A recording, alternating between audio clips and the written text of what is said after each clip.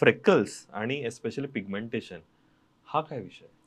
Freckles म्हणजे काही जणांना सतत उन्हामध्ये जाऊन किंवा सतत काहीतरी कॉस्मेटिक्स वापरल्यानं हं, त्वचेचं जे फ्रिक्शन होतंय, हं, जे त्वचा घासली जाते त्याच्यामुळं असे बारीक पुरळ हं, आल्यासारखे, चामखीळ पण नाही म्हणता येत त्याला, हं, बारीक पुरळ चेहऱ्यावरती दिसतात.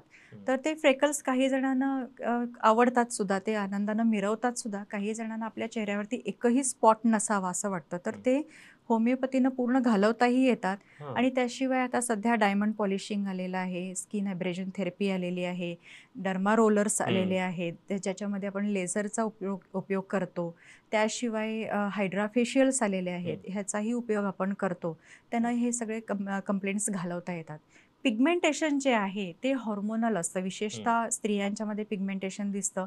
जे सतत उन्हात किंवा हं, सूर्यप्रकाशात असतात, त्यांच्या गालावरती असा फुलपाखरासारखा पॅच दिसतो. की जेणेकरून दोन्हीकडे असं आणि नाकावरती क्वचित कपाळावरती असा पॅच ओके. आलेला दिसतो. त्याला आपण बटरफ्लाय पॅच असं म्हणतो. हां.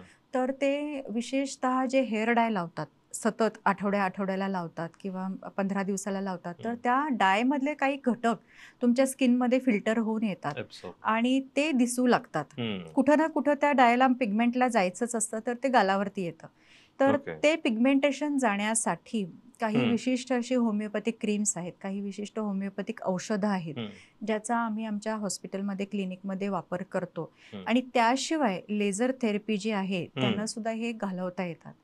त्याशिवाय आणखीन एक थेरपी आहे, ज्याला आपण पी-आर-पी थेरपी म्हणतो, जी हं, केसासाठी पण वापरली जाते, त्वचेसाठी पण वापरली जाते. केसासाठी म्हणजे डॅन्ड्रफ घालवण्यासाठी, टक्कल कमी करण्यासाठी, केस गळती थांबवण्यासाठी आणि त्वचेवर म्हणजे जे खड्डे पडलेले असतात, हं.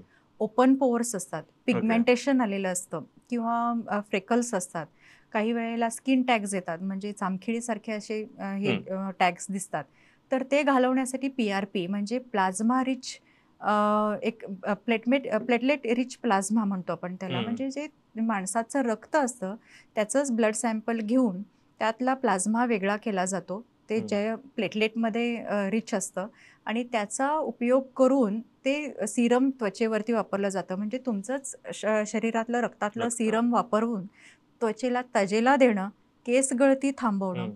बाल्ड पॅचेस घालवणं, पिगमेंटेशन घालवणं हे केलं जातं. नाईस.